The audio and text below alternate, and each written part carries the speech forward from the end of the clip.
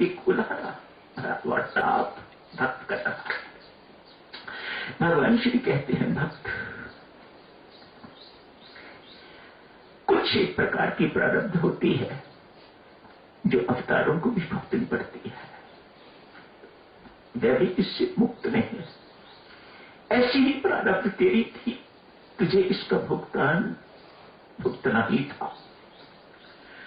मैंने प्रारब्ध नहीं बदली, लेकिन इस भोग की जो पीड़ा थी वो मैंने सह कर ली, वह मैंने अपने ऊपर ले ली। है संसार में कोई ऐसा माई का लाल जो ऐसा करने वाला हो? परमात्मा के सिवा, परमात्मा के अतीत, अपने समर्पित के लिए, अपने शरणागत के लिए इससे बढ़ के भगवान और क्या करे। प्रारब्ध भोग तो भोगना ही था तुम्हें, लेकिन मैंने तुम्हें पीड़ा नहीं होने दी। मैंने पीड़ा और जो उसकी वेदना, जो कुछ भी उसका प्रभाव होना था, मैंने अपने ऊपर ले लिया है। मुझे लगता है परमात्मा ने चाबुक के निशान भी उसकी पीठ पर नहीं पड़ने दिए, वे निशान भी अपनी पीठ पर ले लिए। जो खून निकलना था वह भी अपनी पीठ से निकाल, उसको आज नहीं आने दी। ये भगवान की करनी, भगवान की महिमा।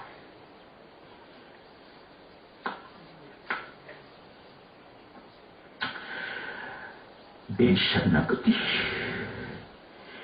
बेसमर्पण, कोई कागज पर लिखवा लो, कभी किसी को शांति, संतुष्टि, परम शांति, परमानंद की प्राप्ति नहीं हो सकी। आज एक बहुत बड़ी जाने पहचाने महात्मा की महर्षि की बात करते हैं, महर्षि व्यासदेव। भक्तों की दो का संकलन किया, ब्रह्मसूत्र लिखे, पुराणों की रचना की, अध्यात्म रामायण की रचना की। इतना काम जिंदगी में युगों युगांतों तक किसी अन्य महर्षि ने, किसी अन्य महात्मा ने नहीं किया। पूज्य संसार भर में महर्षि व्यासदेव की पूजा होती है। आज ये सब कुछ करने के बाद सरस्वती नदी के किनारे अकेले बैठे हैं, आंखों में आंसू, उदासी के आंसू। बड़ा ही संतोष होना चाहिए। ये कर दिया, वो कर दिया, वो कर दिया, ऐसा काम कर दिया जो संसार में अन्य कोई कर नहीं सकता। ऐसा बातें बहुत संतोष, बहुत हर्ष देने वाली बातें। लेकिन महर्षि व्यासदेव जी उदास हैं, आंखों में आंसू, अकेले बैठे हुए। देवर्षि नारद वहां पधारे, आके प्रणाम किया। प्रणाम महर्षि, प्रणाम दीक्ष। महर्षि, आपकी आंखों में उदासी के आंसू? हाँ दीक्ष, क्या बात है? किस अपराध के कारण? क्या कहूं, मुझे स्वयं को पता नहीं है। देवर्षि कहते हैं, महर्षि जहां तक मुझे पता है दो कारण हैं जिनके कारण आदमी दुखी, उदास, चिंतित, भयभीत रहता है। एक तो ये, जब व्यक्ति की जिंदगी में कोई अभाव रहता है, व्यक्ति की कोई ऐसी इच्छा है जो पूरी नहीं कर रहा परमात्मा,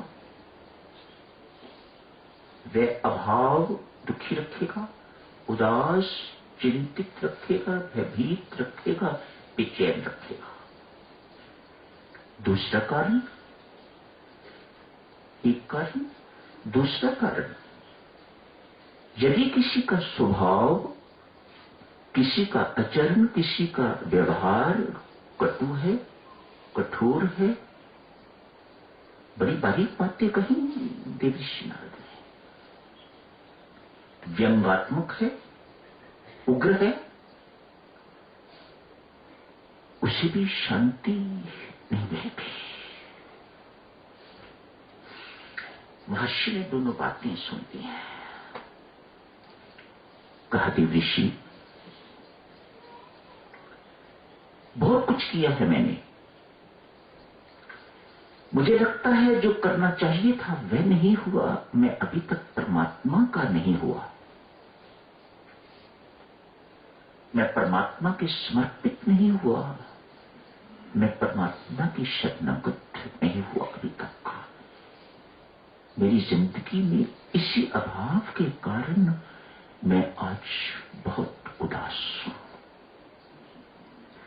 देवर्षि तत्काल समर्थन करते हैं। हाँ महर्षि, ये ज्ञान का अभिमान, ज्ञानी होने का अभिमान, विद्वत्ता का अभिमान देवर्षि नारद यहां कहते हैं। कवि साधुजनों, रामकृष्ण परमहंस ने मां से कहा, मां बड़े बड़े विद्वान मेरे पास आते हैं, मैं बुद्ध, मैं अनपढ़, मैं उन्हें क्या जवाब दूं? वो इतने विद्वान, प्रकांड विद्वान, मैं उन्हें क्या जवाब दूं? मुझे विद्या दे। मां ने कहा, पुत्र क्या मांग रहा है? जानते हो इन विद्वानों और प्रकांड विद्वानों, बड़े बड़े महापुरुष अपने आप को कहलाने वाले, इनकी दुर्गति क्या होती है मैं तुम्हें बताऊं? धरती नाली के कीड़े मकोड़े बनते हैं, और मैं नहीं चाहती कि तू वैसा बने।